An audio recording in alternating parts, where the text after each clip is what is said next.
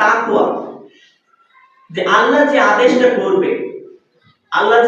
করবে এটা আমাদের মানতেই হবে, তার এই আদেশে আনুগত্য করতে হবে।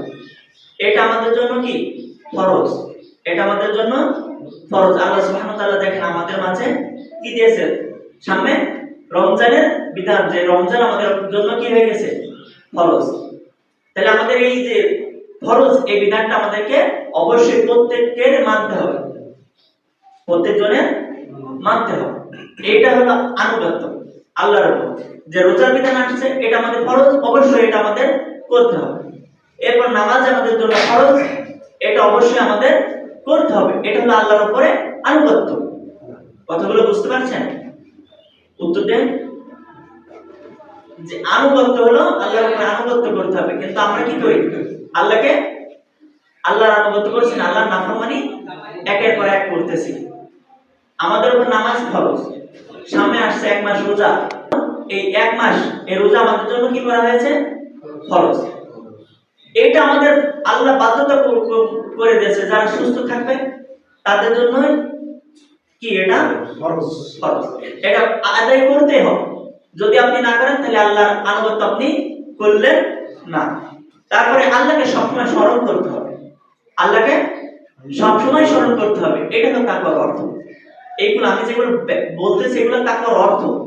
দেখেন আপনি যদি গুনাহ করতে গিয়ে স্মরণ করেন এই গুনাহটা করছি, কেউ দেখতেছে না, কিন্তু আল্লাহ একজন দেখতেছে, আছে, তিনি আমাদের সবকিছু নজরে রাখছেন।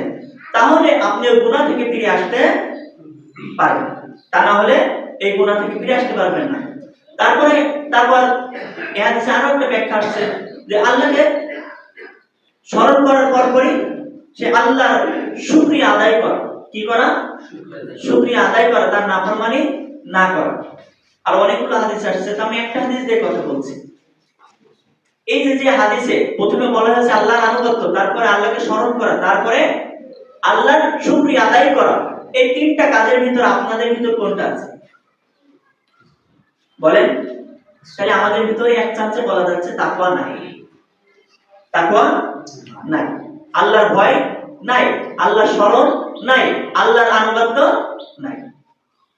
আজকে যদি আমাদের আনুগত্য থাকতো আল্লাহ সুবহানাহু ওয়া তাআলার প্রতি, তাহলে তো আমরা পাঁচ ওয়াক্ত নামাজে আমরা হাজির হতাম।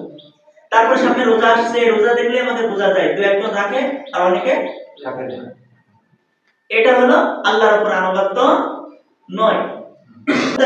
যারা পরহেজগার, যারা তাকওয়া অবলম্বনকারী, তাদেরকে আল্লাহ সুবহানাহু ওয়া তাআলা ভালোবাসেন। কেউ সুবহানাল্লাহ বললেন না? আপনারা সুবহানাল্লাহ বলুন। দেখেন যারা তাকওয়াবান, যারা মুত্তাকি, আল্লাহ সুবহানাহু ওয়া তাআলা তাদেরকে ভালোবাসেন। সুবহানাল্লাহ। তাহলে আমরা কি আল্লাহর ভালোবাসা পাইতে চাই না? তাহলে আমাদের কি করতে হবে? আল্লাহর আনুগত্য করতে হবে, আল্লাহ সুবহানাহু ওয়া তাআলাকে সবসময় স্মরণ করতে হবে এবং আল্লাহ সুবহানাহু ওয়া তাআলার শুকরিয়া আদায় করতে হবে। তাহলে আল্লাহ সুবহানাহু ওয়া তাআলা আমাদেরকে ভালোবাসবেন।